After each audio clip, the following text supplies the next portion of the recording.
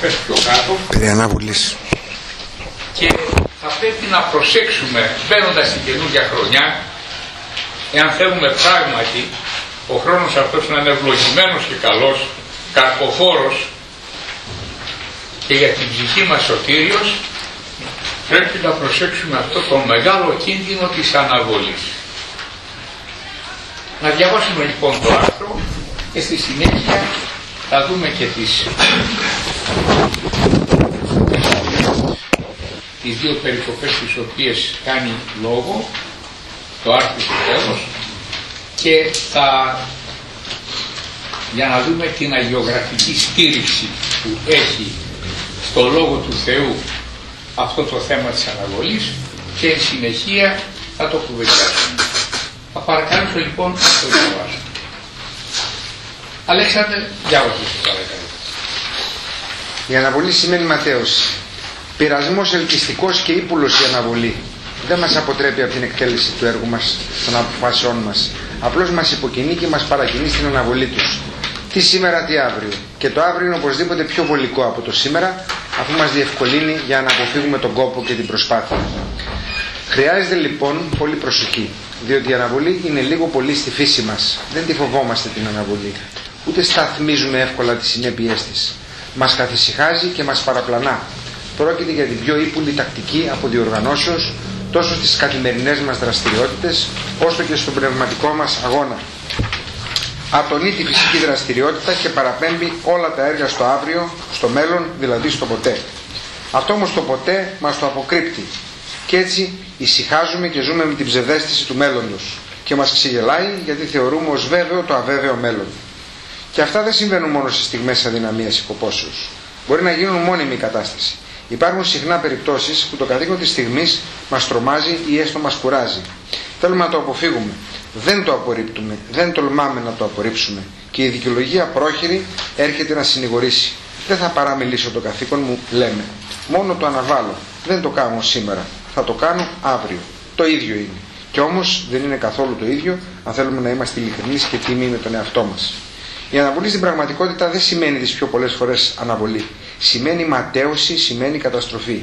Το εσάβρεντα σπουδαία που κόστισε τη ζωή στον αρχαίο άρχοντα δεν αποτελεί απλώς μεμονωμένη ιστορική συγκυρία με τρομακτικές και ανεπανόρθωτες συνέπειες. Είναι ένα επαναλαμβανόμενο τραγικό γεγονός της καθημερινής ζωής. Ο Φίλιππος συνέχεια. Πρέπει λοιπόν να το συνειδητοποιήσουμε. Το αύριο δεν μας ανήκει.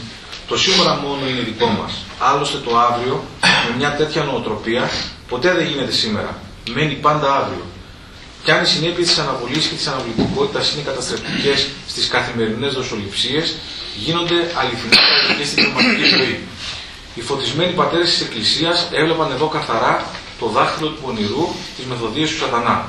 Να πως μας παρουσιάζει τον κίνδυνο της αναβολής ο φωστήρας της Καπαδοκίας, ο Μέγας Βασίλειος. Βαθιά ψυχολογημένες οι παρατηρήσεις του. Τι μας λέει? Ο διάβολος μας συμβουλεύει. Δώστε το σήμερα σε μένα και το αύριο το δίνετε στο Θεό. Αλλά και ο Κύριος μας προτείνει σήμερα και όχι αύριο να προσέξουμε τη φωνή του Θεού και τα παραγγέλματά του. Πρόσεχε να καταλάβεις την πονηριά του εχθρού. Δεν τολμάει να συμβουλεύσει την πλήρη απομάκρυση από το Θεό. Ξέρει ότι είναι πολύ βαρύ να το ακούσουν οι χριστιανοί. Μεθοδεύει όμως τη δουλειά του με απατηλά τεχνάσματα. Είναι άριστος μάστορας για να κακοποιεί.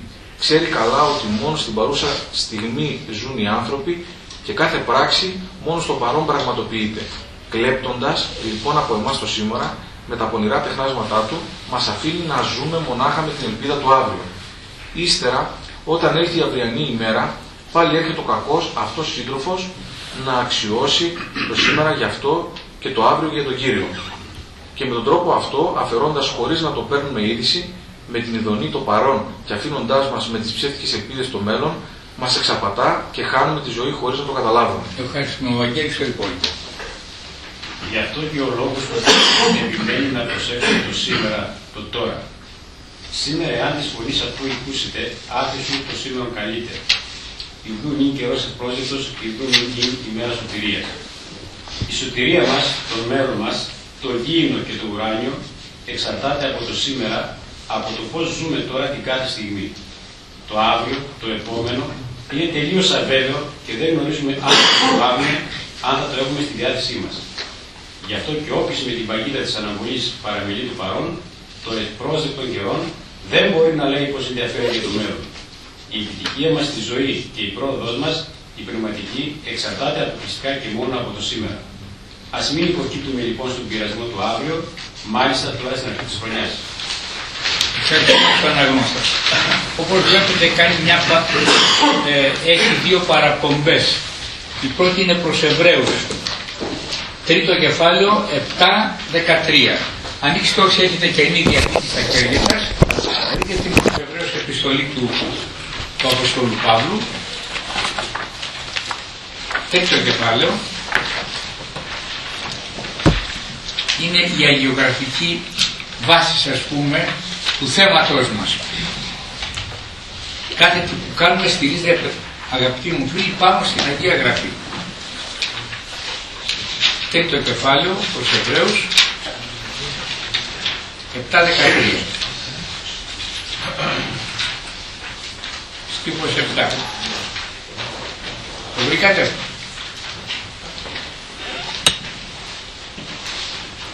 Διό καθώς λέγει το Πνεύμα το Άγιο σήμερα, εάν της φωνής αυτό ακούσετε.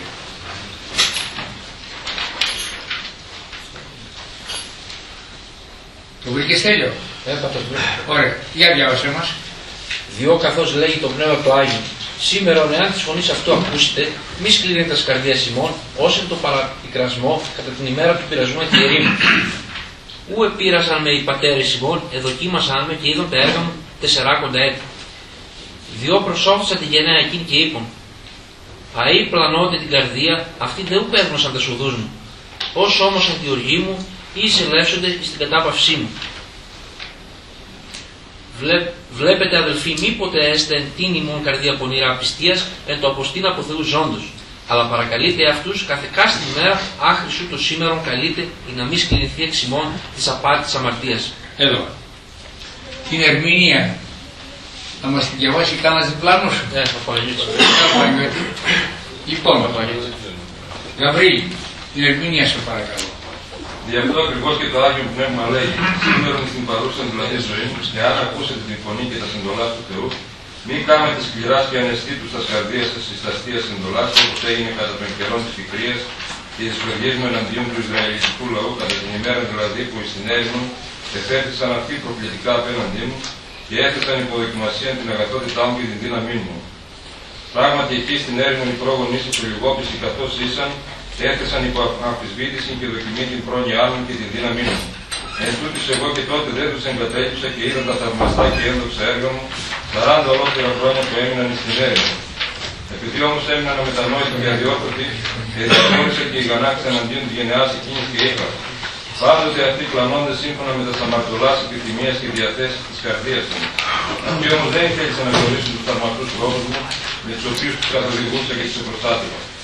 Γι' αυτό και οργισμένος εναντίον των ορκίστην ότι δεν θα εισέλθουν στη γη της ειρηνικής αναπαύσεως που τους έχω υποσχεθεί. Λοιπόν, προσέχετε αδελφοί, μήπως και εις κανένα από εσάς γίνει πονηρή, σκληρή και άπιστος η καρδία εξαιτίας της αποστασίας από τον Θεό των ζώντας. Αλλά προτρέπετε και ενθαρρύνετε το ένα τον άλλον κάθε ημέρα, έως ότου διαρκεί η παρούσα ζωή, ώστε να μην σκληρευτεί κανείς από εσάς από τα απατηλά θέλη ή της αμαρτίας. Μάλιστα. Εδώ εντύπωση πολύ μου κάνει, αγαπητοί, αυτό το σήμερα, εάν της φωνής αυτό ακούσετε. Σήμερα πρέπει να ακούμε τη φωνή του Θεού. Ωραία, καλό στο φάνη. Τι κούτης είναι αυτός που φέρνει? Πώς να χρονόμαστε μόνο δύο. Λοιπόν, πάρε εδώ. Καλή χρονιά. Στον παράδεισο θες να μαθείς γρήγορα. Βάζινες, Βασίλειδες, Γιάννηδες, γιορτές, πολλές. Δόξα τω Θεώ, ο κύκλος μας. Και Θεοφάνητες και Βασίλειδες και Γιάννηδες, δόξα τω Θεώ, έχουμε πλήθος εορταζόντων. Αυτό που για το περάκι πας. Μόνο κρατήστε τα για τα παιδιά σας, μην τα πάτε να βασίσετε και να πιάσετε το ζάχαρο και άλλοι μόνο σας. Ό,τι κάνουμε πρέπει να το κάνουμε έτσι. Σήμερα το καλό να κάνουμε.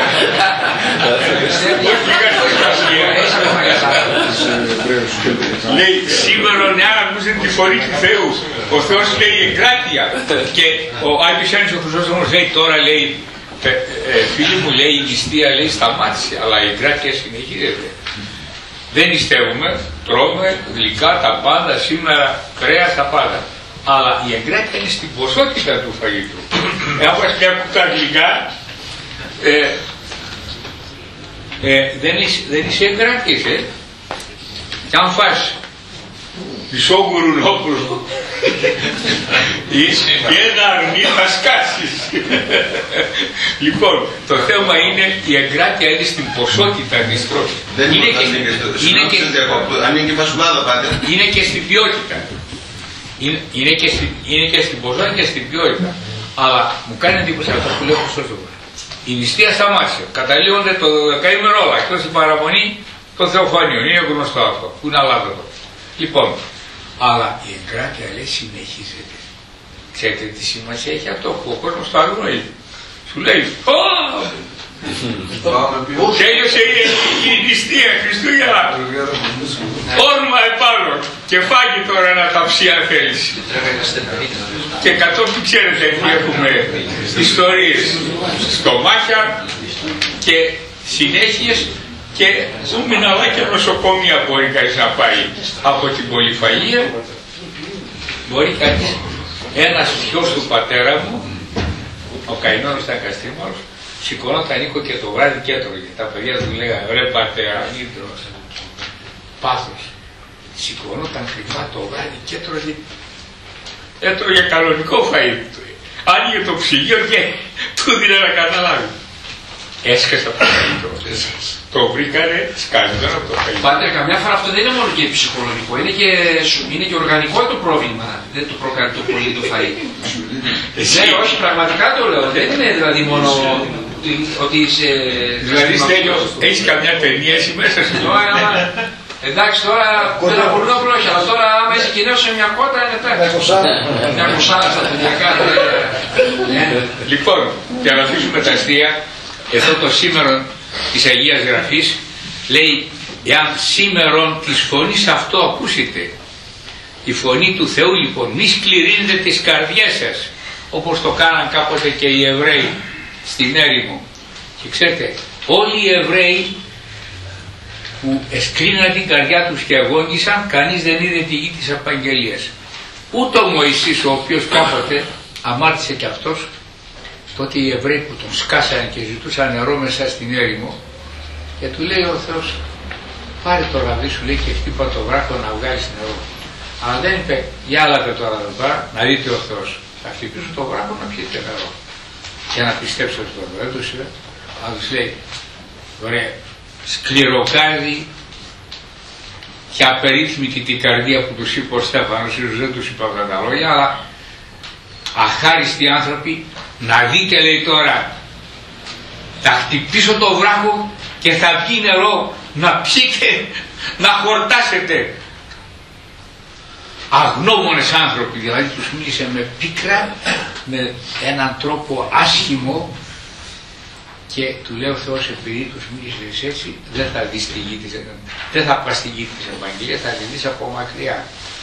Ο Μωυσής που ήταν ο μέγας αρχηγός που τους έβγαλε από την Αίγυπτο, μορφωμένος κατά την επιστήμη και την γνώση των Αιγυπτίων, γιατί ήταν υιοθετημένος γιος του Φαραώ, τον είχε υιοθετήσει η κόρη του Φαραώ, και αρχηγός με πολλά χαρίσματα, προφήτης κι όμως, αλλά εκτός από τον Χάλευ και τον Ιησού του Νάβη, έτσι δεν είναι, αυτοί οι δύο μόνον μπήκαν στη γη της Ευαγγελίας, ο Χάλευ και ο Ιησούς του Νάβη. Κανείς άλλος δεν πήγε στη γη της Ευαγγελίας. Όλοι άφησαν τα πτώματά τους μέσα στην έρημο και τα παιδιά τους μπήκαν στη γη της Ευαγγελίας. Δηλαδή πάτε μόνο για αυτό το αμάρτημα δεν πήγε στη γη της Ευαγγελίας, το συγκεκριμένο πράγμα. Έτσι ξέρω από την Παλιά Διαθήκη, ότι γι' αυτό το αμάρτημά του, έτσι λένε οι ερμηνευτές, ο Θεός επέτρεψε και τιμωρήθη και ανέβηκε πάνω στο όρος Ναβάβ, εκεί πέρα εξεψύχηση και είδε από μακριά την γη της Ευαγγελίας. Λοιπόν, παρακαλώ. Εγώ άκουσα, δεν το διάβασα, άκουσα από κάποιον μελετή. Χρειάστηκε άλλη μια φορά να βγάλει νερό Και τον είπε τώρα θα πεις, ας πούμε, λέει, να βγάλει χωρίς να χτυπήσεις. Και εκείνος δίσταξε, ας πούμε, και χτύπησε. Ήταν και αυτή μια παράδοση. Δεν το ξέρω αυτό. Το άκουσα και εγώ δεν το διάβασα. Ίσως να μην είναι. Δεν το γνωρίζω αυτό. Παρακοή. Αυτό έχω ακούσει ότι ήταν η αιτία που δεν μπήκε στη γη της επαγγέλιας. Λοιπόν, τώρα πιο κάτω λέει πάλι βλέπετε αδελφοί, μήποτε έστε μέσα σε εσάς καρδιά πονηρά απιστίας. Λοιπόν, αλλά παρακαλείτε εαυτούς καθεκάστη. Προτρέπετε και ενθαρρύνετε ο ένας τον άλλον κάθε μέρα έως ότου διαρκεί η παρούσα ζωή, ώστε να μην σκληρινθεί κανείς από εσάς από τα απατηλά φέργητα της αμαρτίας. Παρακαλείτε καθεκάστη κάθε μέρα να λέμε Τάσο, Φίλιππε, Βριστέα, σε παρακαλώ πρόσεξε, μην χάσουμε τον παράδεισο. Και εσύ να μου λες, πάτε πρόσεξε και εσύ. Κι ας είσαι ιερεύς, πρόσεξε να μην κάνεις και εσύ τον παράδεισο. Αν δεν κάνεις τα ιερά καθήκοντά σου, τι απολογία θα δώσουμε στο Θεό. Δηλαδή το ένας να βοηθάει τον άλλο και κάθε μέρα και σήμερον, εάν της φωνής αυτό ακούσετε. Αυτό το σήμερο είναι δικό μας. Το αύριο δεν ξέρουμε αν είναι δικό μας. Το αύριο είναι του Θεού. Το χθες πέρασε. Το σήμερα είναι δικό μου. Το αύριο, ωραία, απόψε κάποιος από εμάς, δεν ξέρουμε, ο Θεός ξέρει, είναι μερικοί που κοιμήθηκαν και το πρωί δεν ξύπνησαν. Τους πήρε ο Θεός και το πρωί τους πήγανε αμομιανωδόνα, αλληλούια. Τους πήγανε στο ναό, τους διαβάσανε και στο κημητήριο. Υπάρχει και μια άλλη περικοπή επίσης, μια αναφορά στην Β' Κορινθίους, Β' Κορινθίους, έκτο κεφάλαιο, στίχος 1 και 2. Β' Κορινθίους. Είναι στην αρχή των επιστολών του Παύλου.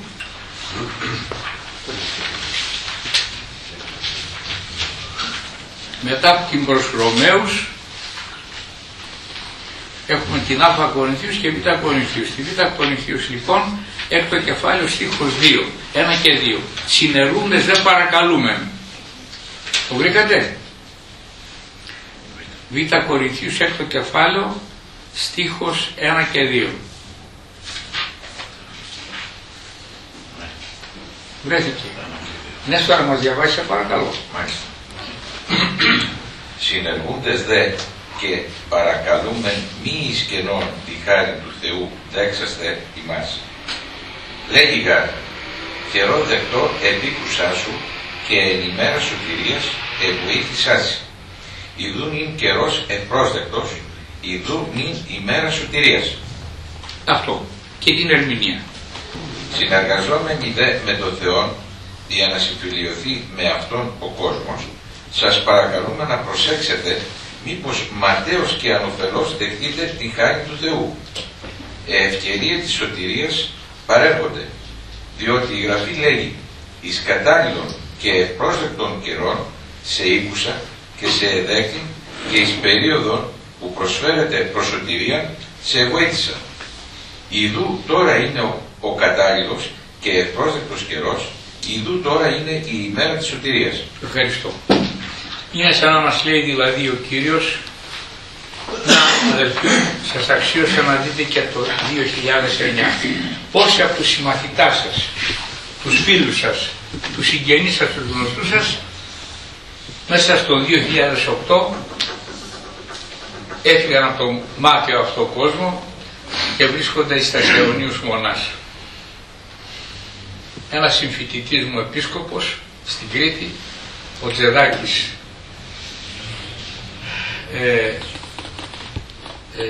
ο φίλος μου, έπασε από τα νευρά του και ήδη είναι στην άλλη ζωή.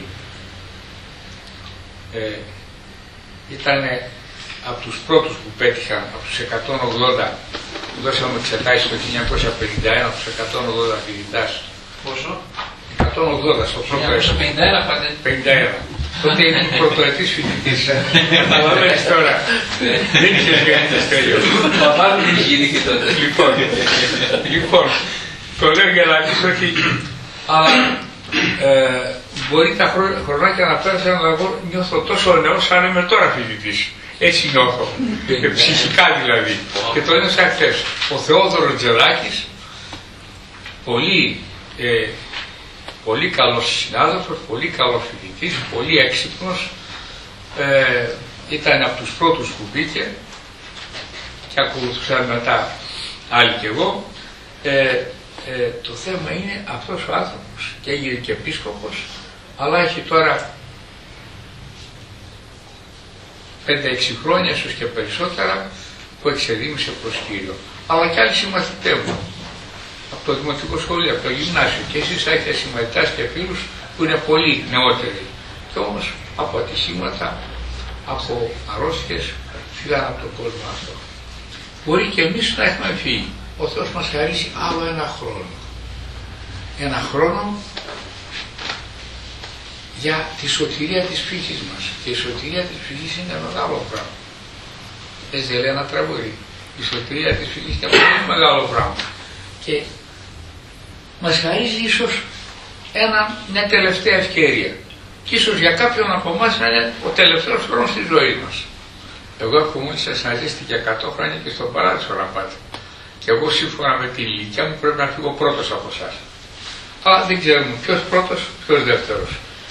Ο θάνατος δεν έχει σειρά, λέει ο λαός. Λοιπόν, σας είπα ότι στην Κωνσταντινούπολη που πήγα ήταν ένας γέρος 112 χρόνων. Το ευχήθηκα να τα κατοστείς και μου λέει πάντα είμαι 112 χρόνων. Και του λέω θα τα κάνεις, λέω 150, του λέω 200. Λοιπόν, οπότε αυτός εδώ να με βλέπει σαν εικόνη του. Λοιπόν, καταλαβαίνετε. Σήμερα πήγα, εξομολόγησα μια γερόντισσα στο Πολύστολο ενός φίλου μου, γνωστού μου, 91 χρονών, το 300 τα μυαλά της. Και λέει στο παιδί της, παιδί μου, ηλικιωμένη είμαι, αλλά δεν νιώθω ότι γέρασα. Στα 91 της χρόνια λέει, κοιτάξτε, λέει είμαι ηλικιωμένη, αλλά δεν νιώθω ότι γέρασα. Έχω ακόμη ζωή απάνω. Πώς γίνεται αυτό, πατέρα? Ψυχιά θάνατη. Έχει, μερικοί άνθρωποι έχουν ένα ψυχισμό πολύ δυνατό. Καλό στο Βαγγέλη. Έλα Βαγγέλη. Έλα σε περιμένουμε. Δηλαδή ένας μπορεί να γεράσει στα 20 του χρόνια. Καλή χρονιά Βαγγέλη μου. Είναι θέμα αμαρτίας, δηλαδή αυτό είναι θέμα. Ναι. Είναι πνευματικό. Μπορεί να είναι και θέμα αμαρτίας, μπορεί να είναι και θέμα ιδιοσυγκρασίας, μπορεί να είναι και θέμα αρρώστιας. Όταν τα γονίδια, το DNA που λέμε, αλλά κοιτάξτε, 91 χρονών γερόντισσα έκανε μια εξομολόγηση διάβγεια πνεύματος, πολύ τεκνή γυναίκα, επί Βουλγαρίας πέρασε ένα ζώρο βάσανα και μου λέει παιδί μου ηλικιωμένη είμαι αλλά δεν νιώθω ότι γέρασα, νιώθω ότι είμαι νέα. Στα 91 της χρόνια. Κι άλλος είναι 20-25 χρονών και λέει μωρέ νιώθω ότι γέρασα, ότι είμαι 90 χρονών γέρος, 100 χρονών γέρος. Δηλαδή εξαρτάται και από την αμαρτία, εξαρτάται και από τα γονίδια, εξαρτάται και από την κληρονομικότητα, εξαρτάται και από το θέμα τι άρρωστιες πέρασε ο άνθρωπος. Όταν ο άνθρωπος όμως έχει μια υγεία, έχει καλή κληρονομικότητα, έχει καλή υγεία, είναι κοντά στο Θεό, πιστή γυναίκα, επί Βουλγαρίας, δούλευε στα χωράφια να θρέψει τα παιδιά της. Ηρωική γυναίκα, τι να σας πω δηλαδή, την θαύμασα την γερόντισσα, ανεξίκακη, να την αδικούν και αυτή να συγχωράει. Μια καρδιά μπαχτσέ, την ύφη της, που της έκανε πολλά, συγχωρεμένη να είναι. Την θαύμασα. Εξαρτάται οπωσδήποτε και από τη χάρη του Θεού και από την καθαρή καρδιά και από την ειρηνική συνείδηση. Γιατί αν ο άνθρωπος δεν έχει ειρηνική συνείδηση, γερνάει, δεν έχει τύψεις και... αλλά και οι αρρώστιες των άνθρωπων τον γερνάνε. Ένας άνθρωπος έχει 10-15 αρρώστιες επάνω του και παίρνει 5-20 χάπια. Ξέρω ανθρώπους που παίρνουν 10, 15, 20 χάπια την ημέρα, σήμερα. Ξέρετε τι θα πει να πέσει, τη δηλητήρια που είναι αυτά τα αγάπια. Μπορεί να αισθάνεσαι, ας πούμε, από την ευεξία που αυτή η γερότησα ούτε ασπιρίνη παίρνει. Κατάλαβες. Είναι πολλοί οι παράγοντες, αλλάξατε. Εν πάση περιπτώσει, το λέω αυτό για να πω ότι αυτά ο Θεός τα ξέρει, αλλά το θέμα είναι εμείς, εάν ζούμε ζωή κατά Θεό και έχουμε και κάποια καλή κληρονομικότητα και έχουμε ειρηνική καρδιά και ζούμε ζωή εγκρατείας. Η γιαγιά μου ήταν 93 χρονών, γερή κατάγερη, το βράδυ έτρωγε ψωμί και στεφίλι. Ψωμί και ελιά, ψωμί και χαλβά. Ένα φρούτο. Νηστεύτρια. Γερό κόκαλο, έξυπνη. Την υπογραφή της δεν ήξερα να τη βάλει, με το δάχτυλο έβαζε. Και τα αποτυπώματα στην ταυτότητά της. Και ήταν τα παλιά κόκαλα και τα γερά κόκαλα που λέμε. Και σήμερα έχουμε και ίσως και τα καυσαέρια και τόσα άλλα πράγματα τα οποία συμβαίνουν. Αλλά με αυτά όλα στην Κωνσταντινούπολη μέσα βρήκα την άλλη γερόντισσα 117 χρόνια. Η Κωνσταντινούπολη είναι μια πόλη πολλών εκατομμύριων ανθρώπων. 15 εκατομμύρια σαν την Ελλάδα και παραπάνω. Ναι, διότι και στην παλιά, στην ασιατική μεριά έχει επληθυνθεί πάρα πολύ. Είναι οι περισσότεροι στην ασιατική πλευρά και οι λιγότεροι στην ευρωπαϊκή πλευρά. Και έχουμε μια τεράστια Γερμανία, μια γέφυρα που περνάνε χιλιάδες αυτοκίνητα κάθε μέρα που πάνε στην καινούργια πόλη για να εργαστούν. Εν πάση περιπτώσει, τα λέμε παρελθόντως αυτά. Το θέμα είναι ότι αυτό το σήμερα, εάν το εκμεταλλευόμαστε εμείς, εάν σήμερα ακούμε τη φωνή του Θεού και εάν θέλουμε να εκμεταλλευτούμε το χρόνο που μας χάρισε ο Θεός, που είναι μια μεγάλη ευεργεσία και όχι την αναβλητικότητα. Ξέρετε ότι η αναβολή πραγματικά σημαίνει ματαίωση και η ματαίωση είναι καταστροφή και έχουμε το παράδειγμα του Αρχία. Τι ήταν ο Αρχίας? Στη Θήβα ήταν ένας, λέει ο Πλούταρχος, ο άρχοντας της Θήβας ήταν ο Αρχίας και οι Αθηναίοι με τους Σπαρτιάτας ήταν στα μαχαίρια και οι Αθηναίοι ήθελαν να τον δολοφονήσουν γιατί οι Θηβαίοι είχαν συμμαχήσει με τους Σπαρτιάτας, αν θυμάμαι καλά το περιστατικό, έτσι το διασώζω.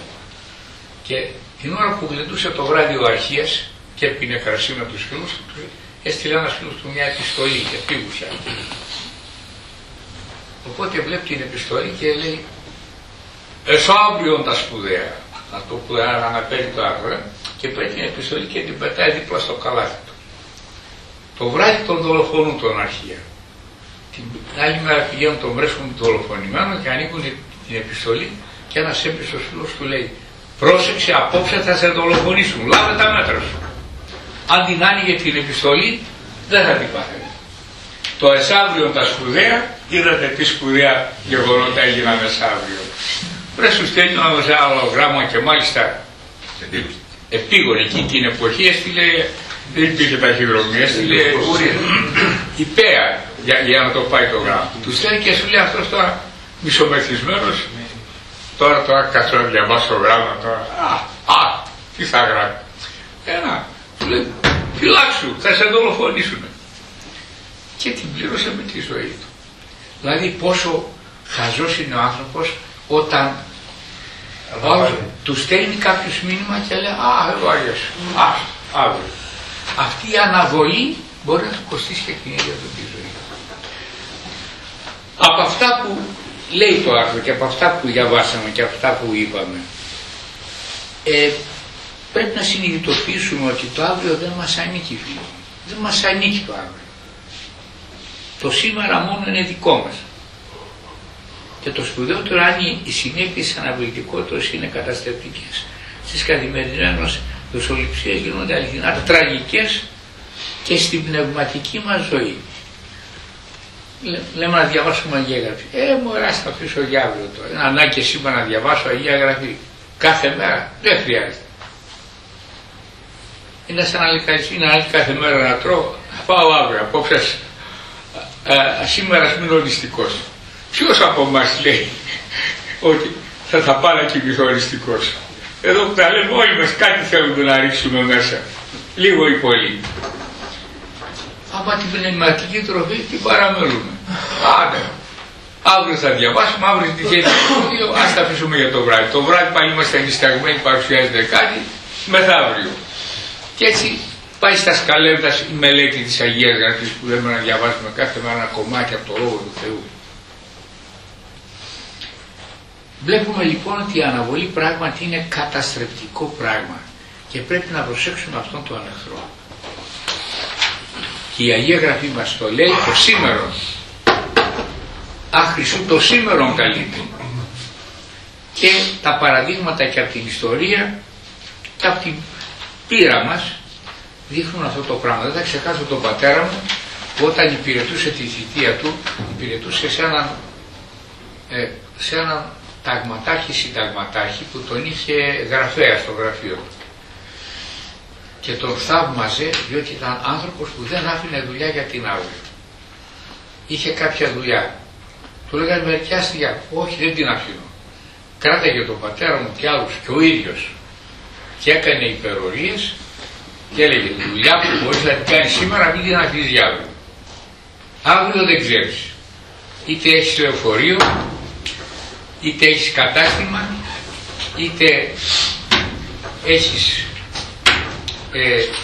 σαν δάσκαλος να διαβάσεις κάτι και να είσαι έτοιμος για την αυριανή της καθηγητής που θα πας να διδάξεις αύριο, είτε είσαι ασφαλιστής και πρέπει να κάνεις μερικά τηλεφωνήματα ώστε αύριο να έχεις στρωμένο το έδαφος ή τους πελάτες σου, να τηλεφωνήσεις ξέρω εγώ στην Ξάφη, να τηλεφωνήσεις στη Χρυσούπολη, να τηλεφωνήσεις στη Θεσσαλονίκη, το πρωί να σκοτεινείς να πάρεις από το κινητάκι σου, να πάρεις το μέσο, να πας και να πιάσεις πρωί-πρωί τη δουλειά. Το πατέρας μου που ήταν νέος μου έλεγε αν το πρωί-πρωί δεν πιάσω δουλειά, έχασα την παρά. Ήταν πάντα πρωινός, με το ρολόι, πολύ στην ώρα ακριβής και έπιανε σίγουρα τη δουλειά του. Και δεν άφηνε δουλειά για την αύριο και αυτό το είχε πάρει από τον διοικητή αυτός ο οποίος κοντά ήταν γραφέας, έκανε ωραία γράμματα, ήταν καλλιγράφος και τον πήρε και τον είχε εκεί στο γραφείο του και έλεγε, ο διοικητής μου έλεγε μην αφήνεις δουλειά για την αύριο, σήμερα την κάνεις, μην την αφήνεις για αύριο, την άφησες για αύριο, μπορεί να χάσεις το τρένο, να χάσεις αυτό το οποίο θες να πετύχεις. Εδώ λοιπόν είναι το θέμα τώρα. Και ο Μέγας Βασίλειος που λέει αυτά, τι σκέπτεσαι, γιατί αναβάλεις, πότε θα γίνει συνειδητός χριστιανός? Ο Μέγας Βασίλειος βλέπετε έχει βαρύ έλεγχο προς κάθε χριστιανό. Πότε θα γίνει συνειδητός χριστιανός, πότε θα σε γνωρίσουμε ως δικό μας? Πέρσι περίμενε στη σημερινή εποχή. Τώρα πάλι περιμένεις τον άλλο χρόνο. Πρόσεξε μήπως ενώ αναβάλεις σε έβρει ευνίδια ο θάνατος. Και οι πατέρες βλέπετε και ο Μέγας Βασίλειος, ο οποίος σε ηλικία 49 χρονών έκανε ένα τεράστιο έργο. Δεν έζησε ούτε 60, ούτε 70, ούτε 80. Και όμως δούλεψε. Δεν έπαιζε ούτε με τη βασιλιάδα, ούτε με την ιεροσύνη του, ούτε με την αρχιεροσύνη του, ούτε με την κλίση την οποία πήρε από το Θεό. Και έτσι έγινε Μέγας. Αλλιώτικα μπορεί να ήταν έξυπνο μυαλό και πόσα έξυπνα μυαλά χαραμίζονται δυστυχώς. Χαραμίζονται και δεν κάνουν τίποτα. Εδώ λοιπόν είναι το θέμα, φίλοι μου, που πρέπει να προβληματιστούμε. Σε αυτόν τον προβληματισμό θα ήθελα να το συζητήσουμε και λιγάκι το θέμα αυτό. Πριν θέσω ένα άλλο ερώτημα, πιο συγκεκριμένο, δεν θα επάνω σε αυτά που είπα. Θα ήθελε κανείς να πει κάτι. Βρε καλώς τον Άρη, το χαμογελαστό. Το χαμογελαστό ασφαλιστή. Πάντως αν θα κάνω ασφάλεια θα κάνω προς ένα γιατί είσαι χαμόγελο ωραίο.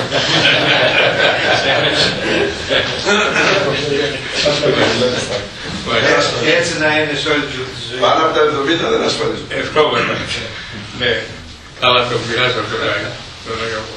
Λοιπόν, επάνω σε αυτά λοιπόν, μήπως είχατε καμιά σκέψη πώς θα εκμεταλλευόμαστε το κάθε σήμερα?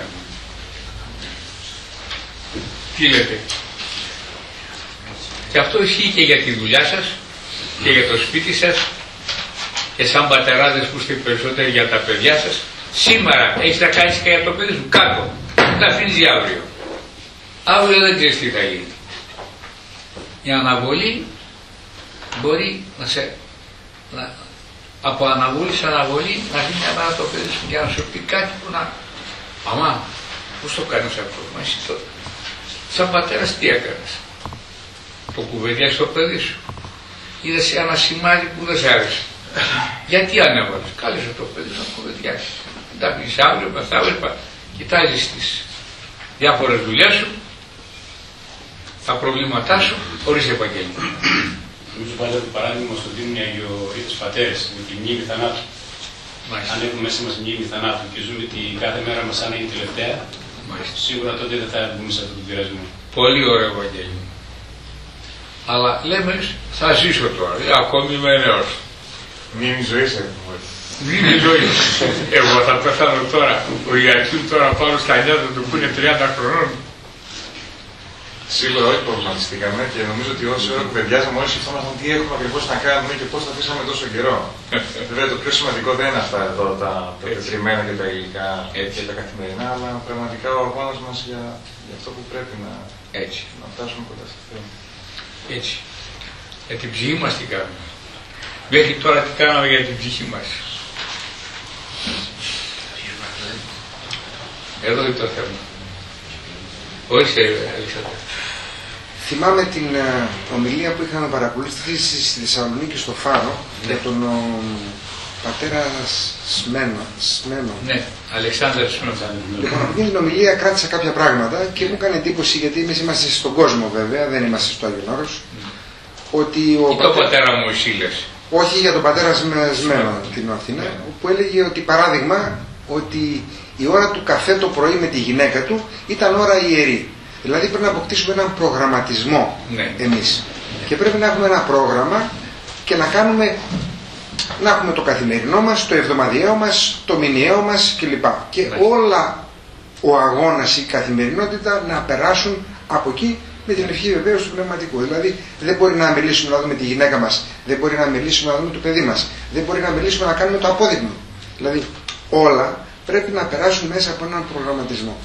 Ακόμα και το φαγητό και η ώρα που τρώμε, δεν θα πει σήμερα δεν τρώμε γιατί δεν πεινάω. Πρέπει να φας, γιατί άμα δεν φας γιατί θα πεινάσεις αργότερα, από εκεί την ώρα κάτι άλλο θα κάνεις. Και θα σου πάει ανάποδα το πρόγραμμα. Έτσι.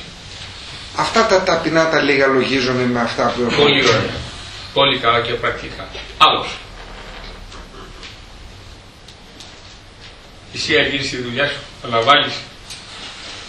Πάτερ, είναι δεδομένο ότι πάντα η προετοιμασία για το αύριο είναι ό,τι καλύτερο. Και την μόνη διαφορά ότι εδώ μας παραπέμπει στην προετοιμασία της ψυχής και όχι των υλικών πραγμάτων της προετοιμασίας. Βέβαια, καλό είναι να λέμε τα παιδιά μας από βραδύς ετοιμάστε τις τσάντες, αύριο να είστε έτοιμοι, γιατί μια μικρή καθυστέρηση θα σας τυχήσει ή θα χάσετε το λεωφορείο ή θα χτυπήσει το κουδούνι ή οτιδήποτε. Αλλά εδώ μιλάμε για την προετοιμασία της ψυχής. Η οποία, δηλαδή, για τη σωτηρία της μάλλον, που είναι πάρα πολύ μεγάλο πράγμα που σηκώται. Και εδώ πρέπει να λαμβάνετε μέρημνα καθημερινή. Πρέπει να θεωρούμε δεδομένο αυτό που είπατε, ότι είμαστε πρόσκαιροι και δεν ξέρουμε πότε θα έρθει ο Κύριος και πρέπει να είμαστε φρόνιμοι, να πάρουμε το λάδι, να ανάψουμε τις λαμπάδες και να περιμένουμε τον Κύριο. Και να έχουμε και... για να μπορέσουμε να πούμε και εμείς από τη θύρα. Στα δοχεία. Αλλιώς... Μάλιστα. Έτσι. Πολύ ωραία. Παντέλη, ορίστε. Άκουσα πάντα ότι ο Σατανάς καταφέρνει περισσότερους ως το πλήστον χριστιανούς που κάνουν να σου κάποιον αγώνα, αλλά αναβάλουν. Είναι περισσότεροι αυτοί που τους κερδίζει με την αναβολή. Έτσι έχουν γίνει πολλά σημαντικά τέτοια.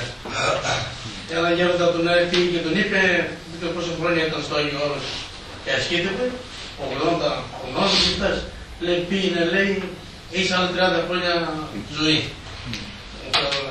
Δηλαδή ξέρματα. Και τελευταία στιγμή του μαζόταν να φύγει πάντα τους δικούς του και να ξανάρθει, ας πούμε. Και κάποιος άγγελος μεταπολισιάστηκε επειδή ήταν, ας πούμε, καλή προαίρεση, ας πούμε, ο γέροντας. Και μου λέει, λάθος, 3 μέρες ζωή έχεις. Από τα 30 χρόνια και σε 3 μέρες πάθει. Μάλιστα. Έτσι είναι. Ο δρόμος του αύριο, λέει, οδηγεί στη χώρα του ποτέ. Ισπανική παροιμία. Ναι, ισπανική. Και ο δρόμος για την κόραση είναι στρωμένος, είναι με τα χαλιά της αναβόλης. Και σε πάει κατευθείαν ο διάβολος εκεί που θέλει. Αναβάζεις και στο τέλος σου τη φέρνει απότομα και αμάν. Εδώ είναι το θέμα. Ο Κύριος μου δεν είπε, Πάτερ, ότι όταν έχουμε μια διαφορά με τον αδελφό μας, ότι πρέπει να μας έτσι, βέβαια, έτσι είναι.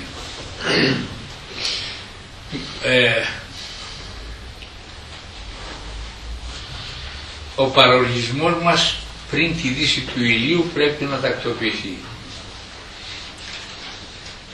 Η συμφιλίωση μας.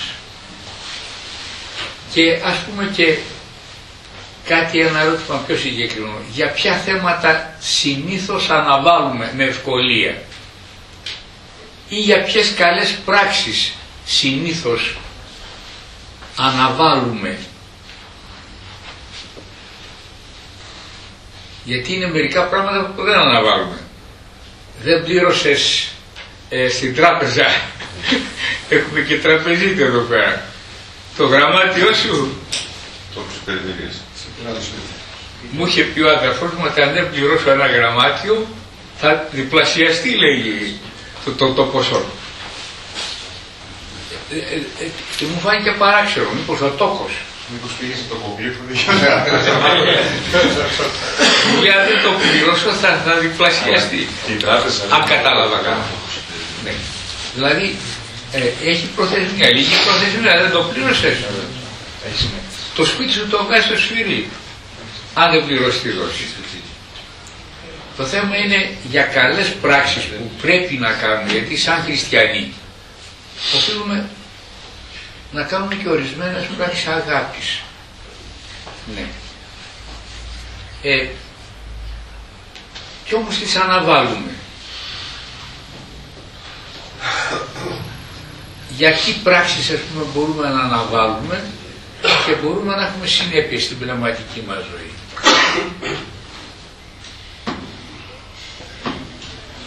Εξομολόγηση. Σπουδαιότητα. Μπορεί κανείς να πάει ένα αξιομολόγητο και με αμαρτίες τις οποίες έπρεπε να τις καταθέσει. Και εγώ θυμάμαι που ανέβαλα να πάω να επισκεφτώ άρρωστο, ζήτησα να πάω να το εξομολογήσω και είχα ένα φόρτο τηλεφωνημάτων σε μια περίοδο πάρα πολύ δύσκολη. Καλά, δεν ήταν και του θάνατα. Και άλλασα και τελικά τον πληροφορήθηκα ότι πέθανε και δεν πήγα, είναι σαν μεγάλη ενοχή και το εξομολογήθηκα στο πνευματικό μου. Λέω, Πάτερ, μου λέω, ανέβαλα και ο άνθρωπος πέθανε και δεν το εξομολόγησα. Και μπορεί ο άνθρωπος να έχει κάτι σοβαρό να πει και να μην το είπε και να φύγει με την αμαρτία. Πάτερ, τώρα σε αυτή την περίπτωση έφυγε με την αμαρτία ο άνθρωπος. Αφού μετάνιωσε, αφού έπαθε την καρδιά του, περίμενε να εξομολογηθεί και το πήρε ο Θεός προτού να σας πει. Εάν πραγματικά είχε μετανοήσει και αν με περίμενε και δεν πήγα και πριν ξεψυγήσει, Θεέ μου ήμαρτος, χώρεσέ με, ο πνευματικός δεν ήρθε. Αυτός θα πάει στον παράδεισο. Αλλά εγώ που θα πάω. Αν μετάνιωσες πραγματικά που δεν πήγες και εσύ συγχωρείτε. Ρε Κώστα. Δηλαδή στην γραφειοκρατία. Αν δεν εξομολογήθηκε, δηλαδή ο πατέρας θα πει να πάει Και την πήρε μαζί του να και εγώ πιστεύω ότι είναι καρδιογνώστης ο Θεός. Και ξέρει και τη δική μου την καρδιά που μάτωσα που δεν πήγα. Όταν το πληροφορήθηκα, αμά λέω ότι έπρεπε να τα αφήσω όλα για να πάω εκεί πέρα. Γιατί εδώ πέρα ο άλλος είναι άρρωστος. Δηλαδή δεν μου πάνε όμως ότι ήταν πολύ βαριά. Είπα, λέω, θα αντέξει. Θα το προλάβω. Και τελικά δεν άντεξε ο άνθρωπος και τον πήρε. Αλλά έλα που η συνείδηση σε ελέγχει. Καλά κάνει που μας ελέγχει. Βέβαια. Αν μην επαναπαυόμαστε και να μην λέμε εντάξει. Βέβαια και το λέω και εγώ σαν προσωπική μου αυτή. Και από τότε είπα εξομολόγηση δεν πρόκειται να αναβάλω ποτέ. Θα αφήσω κηδεία, θα αφήσω γάμους, θα αφήσω λειτουργίες, θα αφήσω αυτά, θα πάω να εξομολογήσω. Όλα αυτά γίνονται και κατόπιν. Ή θα πω δεν μπορούσα να έρθω, ήταν ανώτερο καθήκον. Αν βέβαια κανείς ξέρει ότι κινδυνεύει ο άλλος και χαροπαλεύει θα τρέξει σίγουρα. Καμιά φορά μας ξεγελάει και είναι και μερικοί που δεν σου λένε είναι επίγονα να δεις οπωσδήποτε. Αν σου το πούνε έτσι και ότι ο άνθρωπος κινδυνεύει, έχει θέμα ας πούμε καρδιάς πολύ σοβαρό και αλλιώτικα, αλλά σου πει έχει ένα θέμα καρδιακό, εντάξει ήταν στην εντατική, βγήκε από την εντατική, θέλει να ξομολογηθεί. Αλλά έγινε ένα κλικ μετά, ένα έμφραγμα και τον έστειλε. Είναι μερικά δηλαδή πράγματα που είναι δύσκολα και πρέπει κανείς να μην τα αφήνει, γιατί όσο εξαρτάται από εμάς τους πνευματικούς, τώρα ο Θεός συγχωρεί και εκείνο και εμάς όταν κανείς θέλει θα το κάνει και το κάνει όχι διότι κάθεται και στο σπίτι του και πίνει καφέ και διαβάζει και θεολογεί και δεν πάει να δει έναν άρρωστο που τον καλεί, αλλά όταν στριμώχνεται και από άλλες επίγουσες δουλειές και όταν μάλιστα είναι και εντεταγμένος σε πρόγραμμα Μητροπόλεως που πήγαινα σε όλα τα χωριά, στη Θάσο, εδώ, εκεί, σου ομολογούσα σε γυμνάσια, σε ηλίκια, σε κρινίδες, εδώ, εκεί και έλεγα θα αφήσω την άλλη εβδομάδα αυτόν τον άνθρωπο. Κάποια τέτοια περίοδος ήταν που συνέβη αυτό το πράγμα. Εν πάση περιπτώσει, σε ποιες άλλες περιπτώσεις ας πούμε μπορεί κανείς να αναβάλει σε καλές αποφάσεις ας πούμε που παίρνει κανείς και εκεί δεν μπορεί να αναβάλει, παίρνει μια απόφαση και αναβάλει να κάνει μια τακτοποίηση μιας εκκρεμότητος σε ένα θέμα αγάπης, όχι με ένα γείτονα, με ένα συγγενή, για κληρονομικούς λόγους ή για λόγους ξέρω εγώ διαφόρους τι πράγματα υπάρχουν και το αναβάλει και μετά παίρνει μια απόφαση και δεν την εκτελεί, την αναβάλει και τελικά την ματαιώνει την απόφαση. Παίρνω την απόφαση να διαβάσω ένα βιβλίο του Αγίου Νικοδήμου του Αγιορείτου, πνευματικά γυμνάσματα, ότι θα διαβάσω το 2009 τα πνευματικά γυμνάσματα. Το αναβάλω, έρχεται το 10 και δεν το έχω διαβάσει. Εάν το διάβαζα θα ήταν οπωσδήποτε μεγάλο κέρδος μου. Αλλά αυτή η αναβολή με φέρνει πίσω πνευματικά. Πάτε να κάνω μια παρέμβαση. Δεν υπάρχουν όμως μερικές αναβολές οι οποίες είναι και σε καλό. Δηλαδή υπάρχουν μερικά πράγματα τα οποία θέλεις μια προετοιμασία να τα κάνεις. Δηλαδή εγώ θέλω να εξομολογηθώ και είμαι εύρωστος. Αλλά δεν είμαι έτοιμο, δεν τα έχω συλλογίσει μέσα. Μα τα αναβάλω για αύριο και αυτό πιο οργανωμένο. Εκεί δεν είναι πιο καλή αναβολή. Κοίταξε, εφόσον δεν έχεις κανένα πολύ βαρύ αμάρτημα για το οποίο ελέγχεσαι πολύ και που είναι ανάγκη να το εξομολογείς το ταχύτερο, το να κάνεις μια καλύτερη προετοιμασία και να το αναβάλεις για μερικές μέρες, για μια εβδομάδα και να κάνεις καλύτερη προετοιμασία, αυτό είναι πάρα πολύ καλό. Διότι είναι άσχημο κανείς απροετοίμαστος που πηγαίνουμε εκεί, πάτερ ρώταμε. Ή λένε γενικότητες. Τα ίδια πάτερ, με τη γυναίκα μου, τσακωνόμαστε με τα παιδιά, με διαφωνίες, στη δουλειά και εκεί πέρα καμιά φορά κατακρίνουμε. κοτσομπολεύουμε ο ένας τον άλλο. Γενικά και αόριστα που δεν έχει συγκεκριμένα να πει κάτι κανείς, που δεν έχει κάνει αυτοκριτική, αλλά επειδή ήρθαν Χριστούγεννα, σε Πάσχα πάει ο άλλος, τα ίδια πάτε. Λέω, δεν τα ίδια, είναι διαφορετικά. Γιατί το δωμάτιο σου το σκουπίζεις μια εβδομάδα. Εάν το σκουπίσεις μετά από 15 μέρες από ένα μήνα, δεν θα βγάλεις τα ίδια σκουπίδια, θα βγάλεις. Μπορεί να είναι χνούδια, χαρτάκια, ξέρω εγώ, να μην είναι βρωμιές και κουτσουλιές κτλ. Αλλά η ποσότης και η ποιότης των αυτών που σκουπίζεις από το δωμάτιό σου για να είναι καθαρό είναι διαφορετικό κάθε φορά. Μπορεί να είναι, ας το πω, ίδιας ποιότητος σκουπίδια, αλλά τη μια φορά να είναι 10 σκουπίδια, την άλλη φορά να είναι 20 σκουπίδια. Άλλα σκουπίδια που πέταξε την περασμένη φορά, άλλα σκουπίδια που μάζεψες την εβδομάδα. Δηλαδή, εξομολογεί και μια σκούπα. Είναι και ούτρο της ψυχής. Δεν υπάρχει. Πνευματική πατέρας. Λοιπόν, το θέμα είναι η καλύτερη προετοιμασία είναι βέβαια καλύτερο. Και εγώ λυπούμαι όταν έρχονται μερικοί απροετοιμαστοί που δείχνουν ότι δεν έχουν κάνει αυτοκριτική. Δεν διάβασαν κάτι, δεν προβληματίστηκαν, δεν κάνανε μια αυτοκριτική. Και αυτά που λέει και ο πατέρας της Λιδίας. Ναι. Τα Πυθαγόρια ερωτήματα. Τι παρέμει, τι δέρεξα, τι δεν μηδέωνουν και τελέστην. Πολλές φορές δεν εξετάζουμε τι έπρεπε να κάνουμε και δεν έκανα. Κοιτάζουμε μόνο μερικά σφάλματα. Αλλά το τι έπρεπε να κάνω και δεν έκανα, τις παραλήψεις μας δεν τις εξετάζουμε. Και έχουν κάνει παραλήψεις όλοι μας, στην αγάπη μάλιστα. Τελικά πάτε τώρα έτσι που το σέντομαι, ίσως πάμε και πιο πίσω συζήτηση που λέγαμε τώρα πρέπει να μπαίνουν σε ένα πρόγραμμα, να προγραμματίζονται, ίσως είναι καλύτερα έτσι. Ναι. Γιατί σε αυτή τη ζωή που ζούμε σήμερα, άμα δεν μπορεί να τα βάλει στο πρόγραμμα. Φυσικά. Δηλαδή στο θέμα της αγάπης, στο χρέος της αγάπης, περισσότεροι έχετε οικογένειες, έχετε καθήκοντα αγάπης για τα παιδιά σας, για τις γυναίκες σας, για τους γονείς σας. Όλοι μας, και εγώ, έχω αδέρφια, έχω 2 βαφτιστικά. Το χρέος της αγάπης μας το κάνουμε στο 2008. Τι κάνουμε για αυτά τα παιδιά? Για τη σωτηρία της ψυχής τους.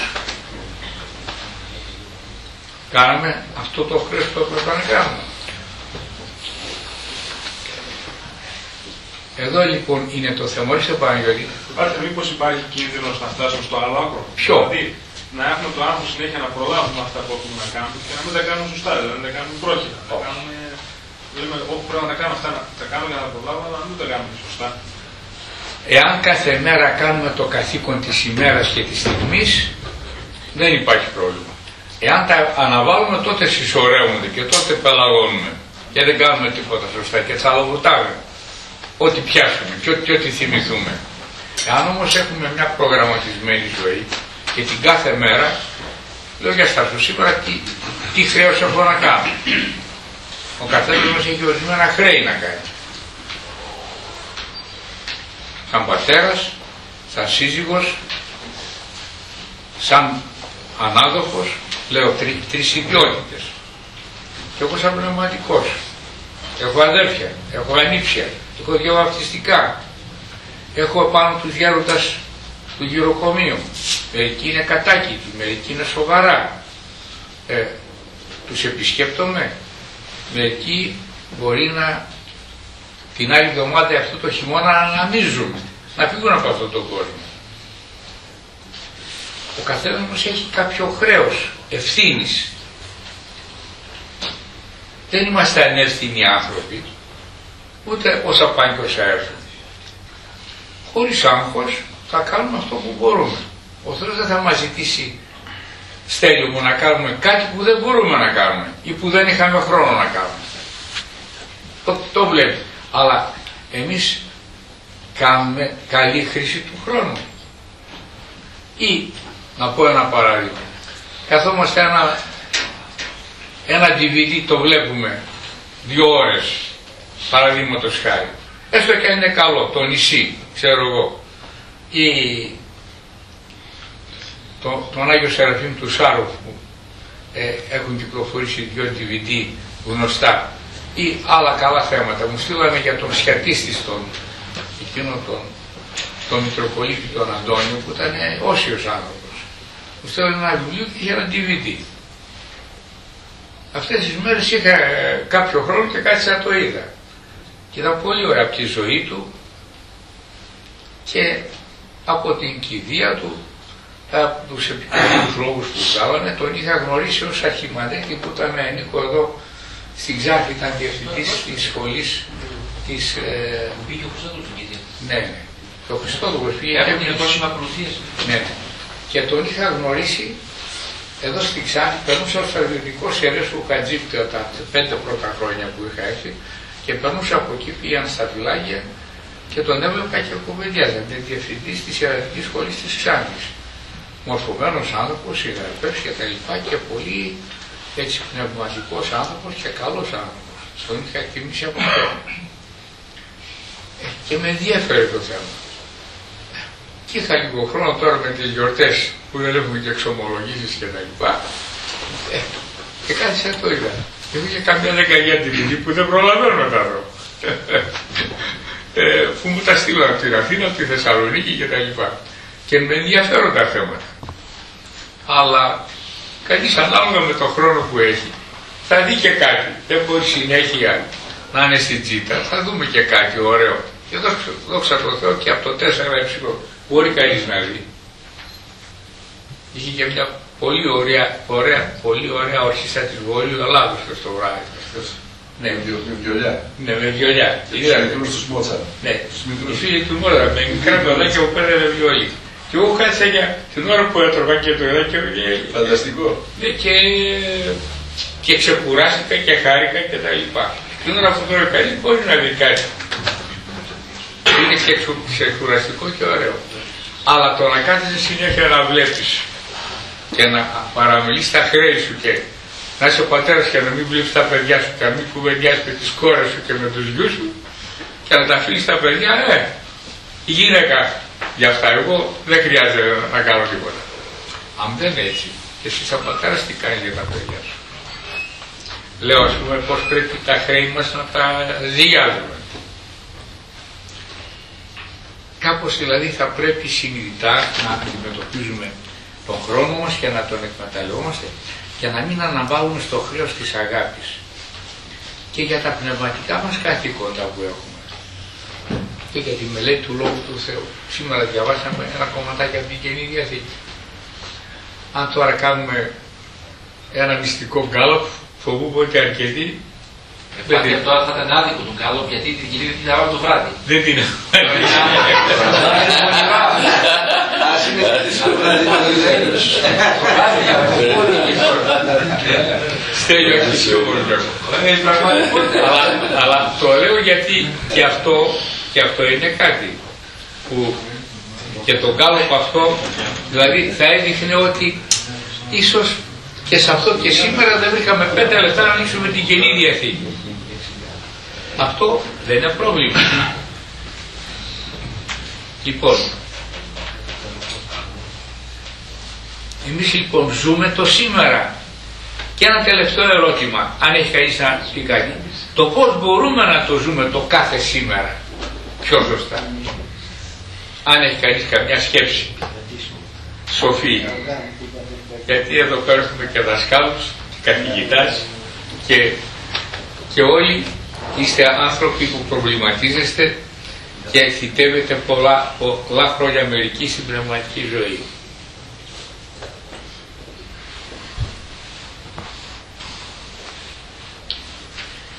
Το ζούμε λοιπόν το σήμερα κοντά στο Χριστό.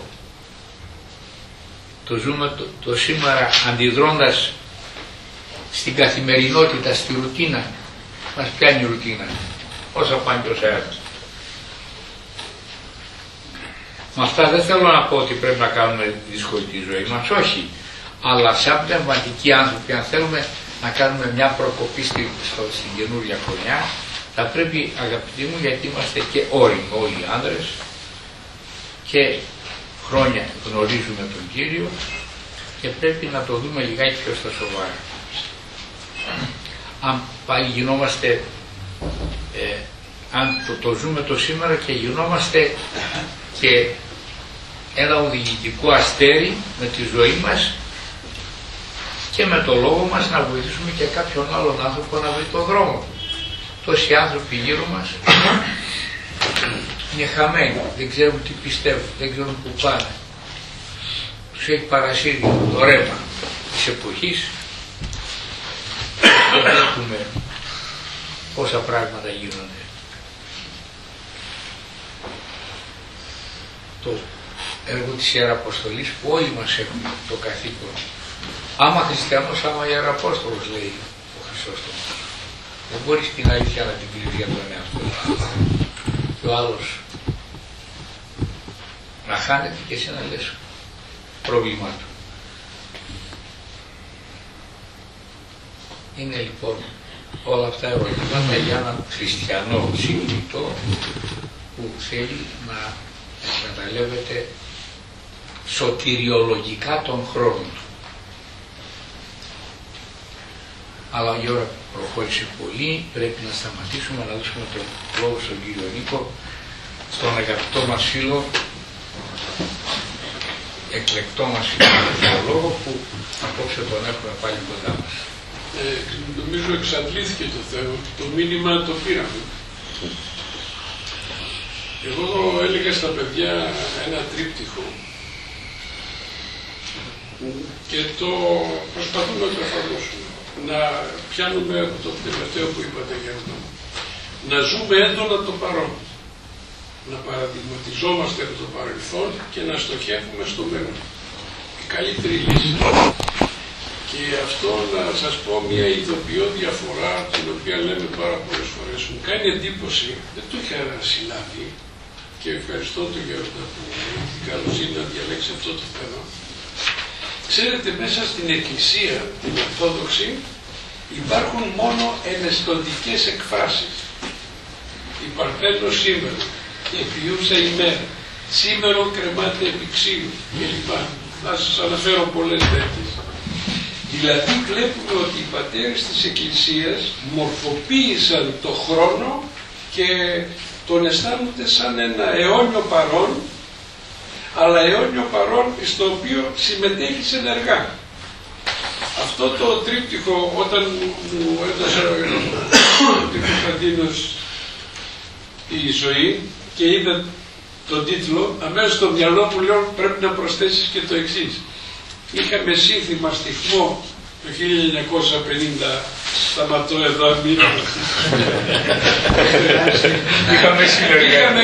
βγάζαμε τότε κάτι κλίμακες και λέγαμε η ματέωση, η αναβολή σημαίνει ματέωση, η δε ματέωση καταστροφή. Και όλο το βάρος έπεφτε στην έννοια της καταστροφής με την έννοια της αναβολής και της ματέωσης. Άλλο ματέωση και άλλο καταστροφή. Δηλαδή το τρίτο ρεύμα που έρχεται είναι αυτό. Νομίζω ότι και στον χώρο του λατρευτικού έτσι ακριβώς το ζεις. Σήμερα που χθες που πήγαμε στην εκκλησία, πήγαμε σαν να μην πηγαίναμε, να μην υπήρχε Δευτέρα, ας πούμε. Να μην υπήρχε σήμερα. Δηλαδή αν ήταν δυνατόν και ήμασταν πανέτοιμοι και χθες γινόταν το τέλος μας και ερχόταν ο τοκετός ο πνευματικός μας, θα ήμασταν οι πιο ευτυχέστεροι άνθρωποι.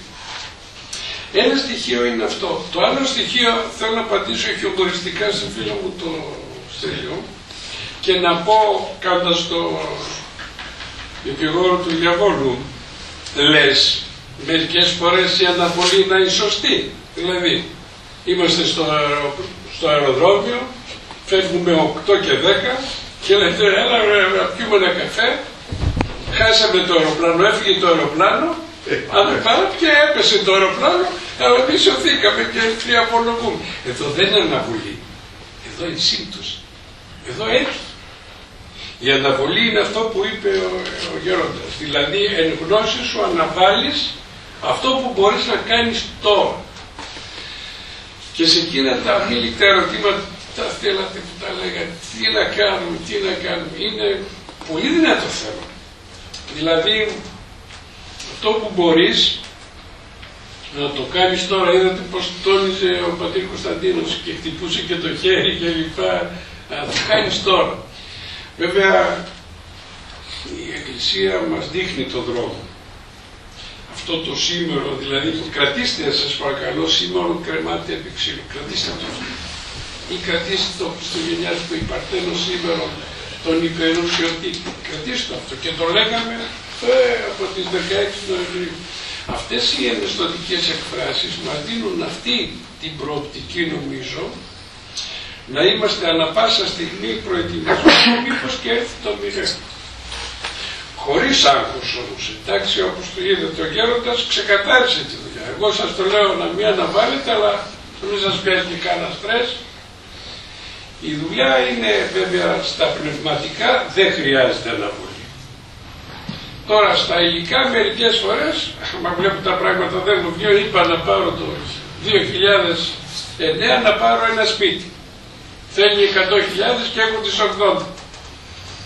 Εάν δεν το πάρω το 80, να μην φτάσω στο σημείο να η απόκτησή του να είναι εις βάρος των πνευματικών μου στοιχείων. Να αρχίσω, ξέρω εγώ, να κάνω φοβερές οικονομίες, να στερώ χαρά από τα παιδιά και όλα καταλαβαίνω και να βγάλω τις 20.000 που μου λείπουν. Στα πνευματικά όμως δεν έχει. Στα πνευματικά θέλει ετοιμότητα. Δεν είπατε να πάσα στιγμή. Πολύ ωραίο θέμα διαλέξετε εποχιακό, πάρα πολύ ωραίο.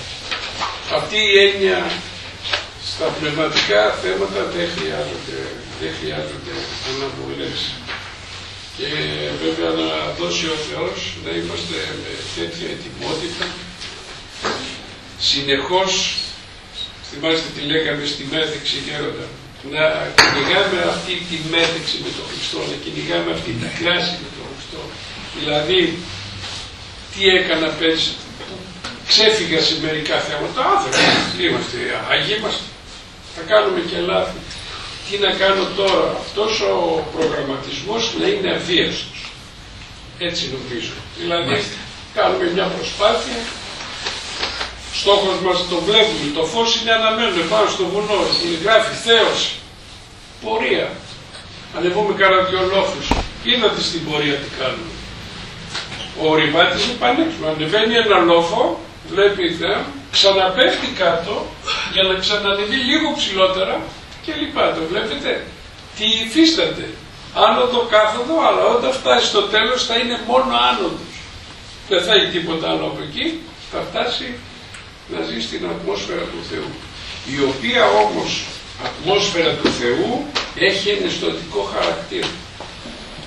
Δηλαδή ζω ακόμα και όλα τα πνευματικά, τα ζω έντονα. Δεν μπορείτε το Πάσχα του 2009 που περιμένουμε να μην το ζήσετε έντονα. Δεν μπορείτε να το ζήσετε όπως το ζήσαμε το 2008. Αν το 2008 το ζήσαμε κάπως, χρειάζεται φέτος να το ζήσουμε πιο πνευματικά. Σε αυτό το στυλ νομίζω έρχεται η έννοια η εναισθητική. Και είδατε οι πατέρες της Εκκλησίας, επαναλαμβάνω, ήταν πολύ σοφοί. Μας διευκολύνουν. Δείτε όλα τα κείμενα, τα λειτουργικά έχουν αυτό το θέμα. Δηλαδή δεν τους απασχολεί η έννοια του μέλλοντος με την έννοια ο στόχος, ο μελλοντικός είναι η Θεός. Δεν τους απασχολεί αυτά που πέρασαν, ειδού γέγονε και να τα πάντα. Αμέσως έρχεται η λύση.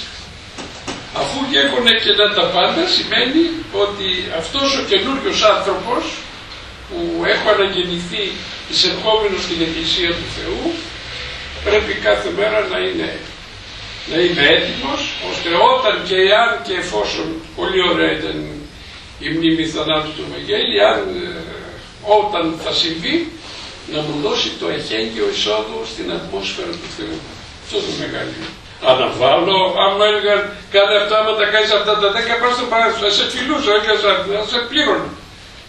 Βλέπετε εδώ είναι πως κατεβάσαμε τη συζήτηση ληστικά. Αναβάλλεται αυτό το πράγμα, κάνω 10 πας στο παράδεισο, το είχα το δούμε σε όλη την πνευματική του έκταση. Δηλαδή μια τροφοδότηση πνευματική, με σταθερά βήματα, όχι αλόγιστες κινήσεις, όχι μερικές φορές ξέρουμε μας πιάνει ο ενθουσιασμός και τα παίρνουμε εγώ δεν θα κάνω αυτό, δεν θα κάνω και στο τέλος λες, αισθάνεσαι και το αδύναμο της σάρκας και λες εσύ έλεγες ότι θα γίνεις όσιος και λοιπά, σε βλέπω ξανά έπεσες.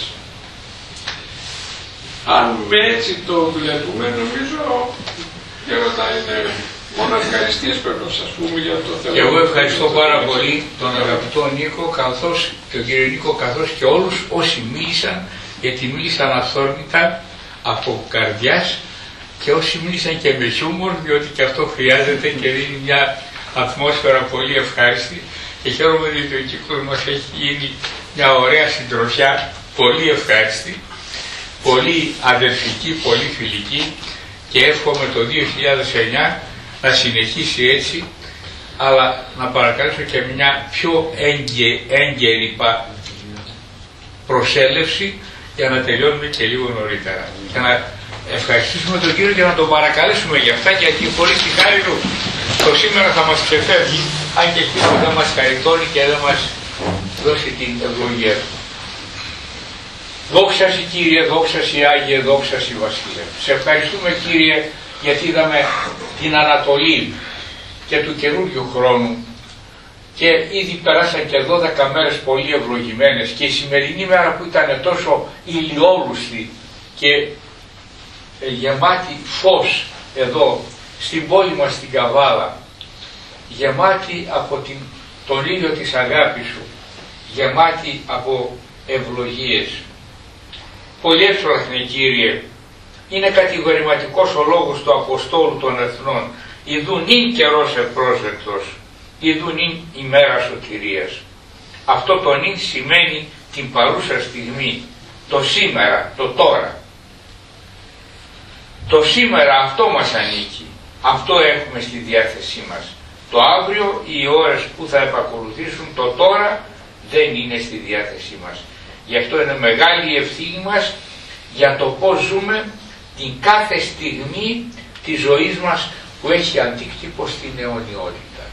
Συγχετεύουμε λοιπόν όλες τις στιγμές του 2009, όλες τις ώρες και τις μέρες και τις εβδομάδες και τους μήνες να είναι για μας ένα σήμερα, ένα τώρα που θα τις εκμεταλλευτούμε για την ψυχή μας, για τη σωτηρία της ψυχής μας, για τα έργα της αγάπης και της ιεραποστολής, για τα ιερά καθήκοντά μας που έχουμε ο καθένας με την ιδιότητα που έχει και τις υποχρεώσεις που έχει στο σπίτι που ζει και στην συγγένεια και στην πόλη μας αυτή που ζούμε, να κάνουμε το ιερό μας καθήκον κατά συνείδηση και με τη δική σου χάρη, με τη βοήθεια της Εκκλησίας μας και των Αγίων Μυστηρίων, με την βοήθεια των αδελφών και τη συμπαράσταση, να εκμεταλλευτούμε πέρα για πέρα, χωρίς άγχος και χωρίς αγωνία, αυτή την ωραία χρονιά που μας χαρίζεις, ώστε στο τέλος του έτους ο απολογισμός να είναι πλούσιος σε καρπούς πνευματικούς.